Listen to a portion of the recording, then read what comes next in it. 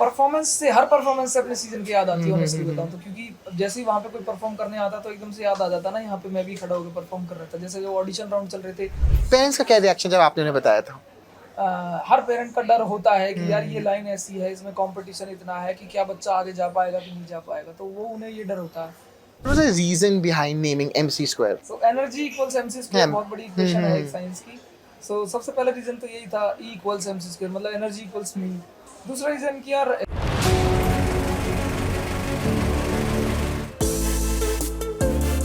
उनकी सुर हो या ताल, उनकी हर बात है कमाल।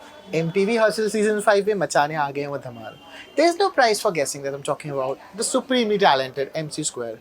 Ladies and gentlemen, boys and girls, tighten up your seat belts. कुर्सी की पेटियों को टाइट से बांध लीजिए, as MTV is all set to take you on a roller coaster ride with the Season 5 of MTV Hustle. And today at Filmy Beat, we have, as I mentioned, supremely talented MC Square. Hi sir, I hope you're doing well. कैसे हैं आप? Hello भाई, राम राम, कैसे हो आप? And Ram Ram आप सबको, आप कैसे हैं?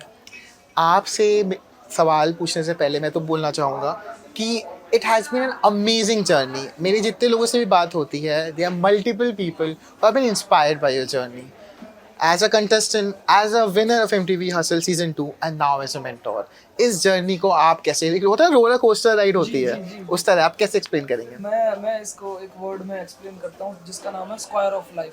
मैं सर्कल ऑफ लाइफ को स्क्वायर ऑफ लाइफ कहना पसंद करता हूँ, क्योंकि सर्कल बहुत सीधा सीधा होता है बट स्क्वायर में कॉर्नर्स होते हैं। तो जैसे ऐसी ज़िंदगी में मुझे भी लग रहा है कि कॉर्नर्स होते हैं, इसलिए स्क्वायर ऑफ लाइफ मोमेंट। तो जब आप कंटेस्टेंट्स को देखते हैं, क्योंकि आप भी उस प्लेटफॉर्म में रह चुके हैं, तो क्या वो फीलिंग आती है? बिकॉज मैंने देखा है आप टिप्स भी देते हैं और आपकी एक तो squad is amazing, amazing squad that you have selected, but what is one thing जो आप उनको भी बताते हैं, बिकॉज आप एज अ कंटेस्टेंट भी एक्सपीरियंस ला रहे हैं? जी, तो मैं उनको ये बताता हूँ कि यार ये जो आपके पास अपॉर्चुनिटी है ना, इसको ना मिस मत होने देना किसी भी वजह से, कि किसी भी वजह से जो तुम्हारे दिमाग में चल रही हो उसे इस वजह से मिस मत होने देना।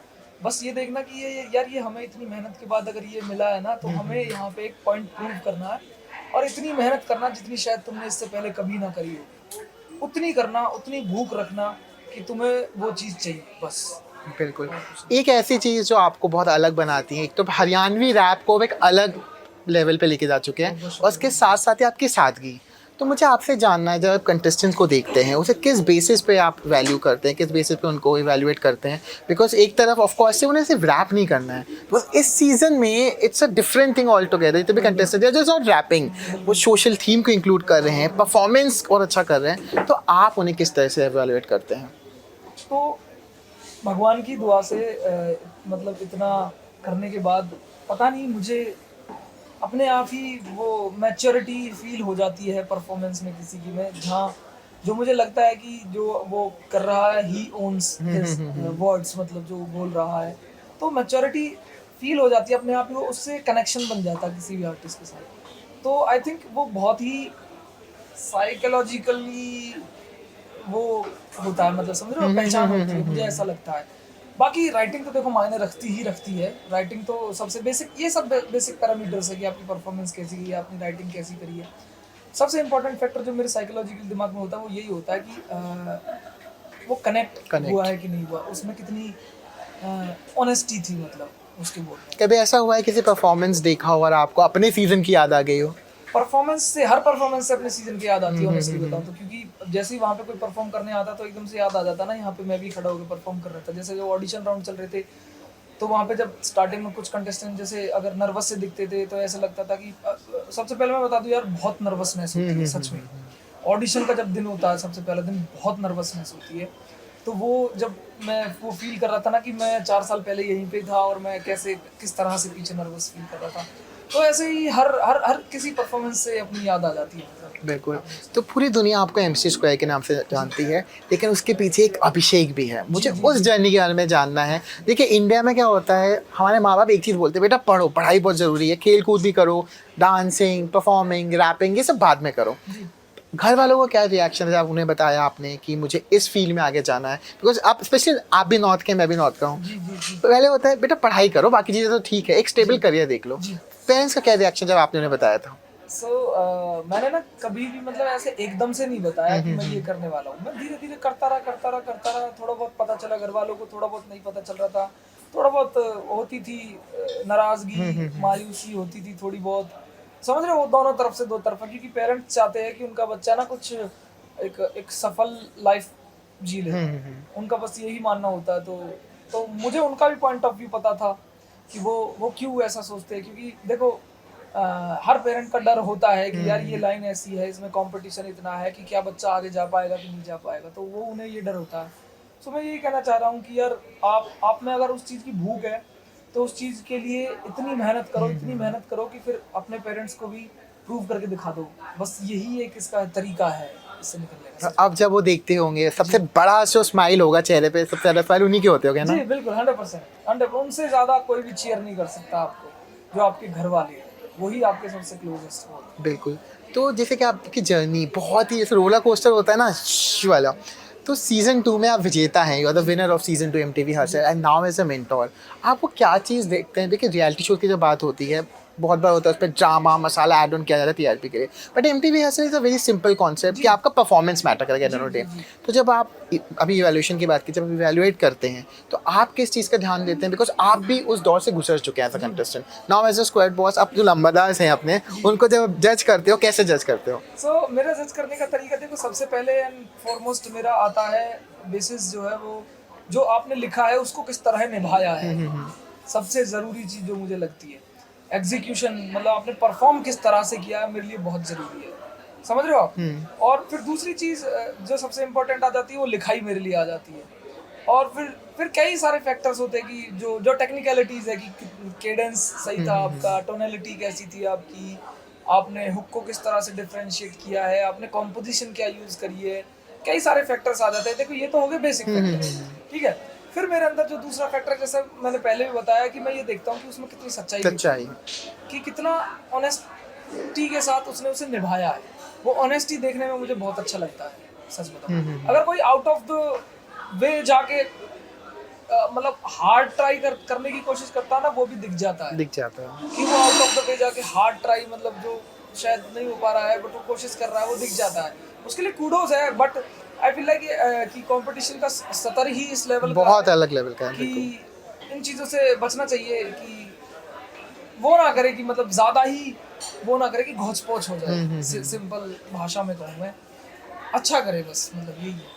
As a performer, as a rapper who has represented India now on a global stage, एक तो हरियाणवी रैप को like anybody who has seen his work feels proud because आपने ना different set of लेके गए हो। पहले होता था Punjabi industry was very dominating, but Haryana अब every song is going viral and you deserve credit for that। जब आप उस जर्नी को देखते हो, चाहे वो राम राम हो, लाडो फॉर दैट मैटर, मैं जैसे इंटरव्यू से पहले मैंने उनको सबको बताया, एक 6 साल का मेरा भाई है, मतलब उसके साथ लिरिक्स भी नहीं पता होंगे but he vibes to it, like that's the beauty. हम ट्रिप पे जाते हैं, दिल्ली वाले तो देहरादून मसूरी शिमला हमारे दूसरा अगर हम जाते रहते हैं, हम जो वाइब करते हैं ना वो लाडो से करते हैं, दैट्स द थिंग। बट अब जब अपनी जर्नी देखते हो उस यंगर MC स्क्वायर को आप क्या बोलना चाहोगे? बिकॉज लाइफ हम सिर्फ देखते हैं वो कैमरा पे, लेकिन आपने वो अप्स एंड डाउन फेस किया है। उस यंगर MC स्क्वायर को मैं सिर्फ यही बोलना चाहूँगा कि यार तूने बहुत बढ़िया कर दिया, बस मस्त मस्त है तू। अमेजिंग। कोई कमी नहीं है, अमेजिंग है तू।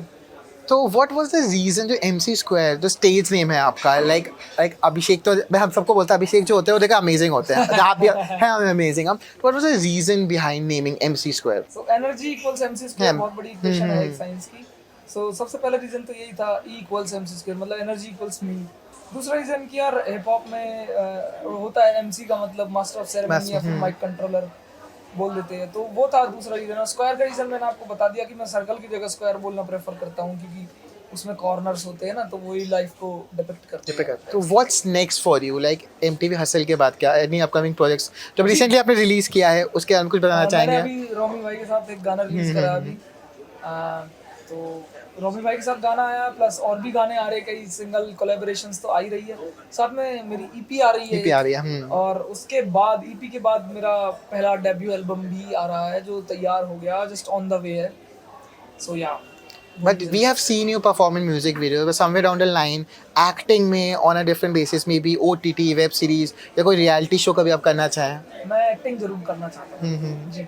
मेरे को एक्टिंग मतलब बहुत ज़्यादा पसंद है, मैं एक्टिंग के छोटे छोटे न्यूएंसेस पढ़ता भी हूँ। मैं जब देखता हूँ कोई भी, जैसे फॉर एग्जांपल मैं इरफान सर की बहुत सीन्स को मैं पढ़ता हूँ कि उन्होंने किस तरह से छोटे छोटे एक्सप्रेशंस का इस्तेमाल करा, किस तरह से उन्होंने, आप समझ रहे हो कि जैसे एक एक्शन का रिएक्शन जो होता है ना, वो इरफान सर बहुत अच्छे से करते थे मतलब स्क्रीन पे। तो मैं इन चीज़ों को पढ़ता भी हूँ, एक्टिंग में जरूर करूँगा। तो मेरा आखिरी सवाल है आपसे, एट फिल्मी बी we don't miss a single beat. तो आप बिजनेसमैन हैं, you're entrepreneur and the entire audience is your customer.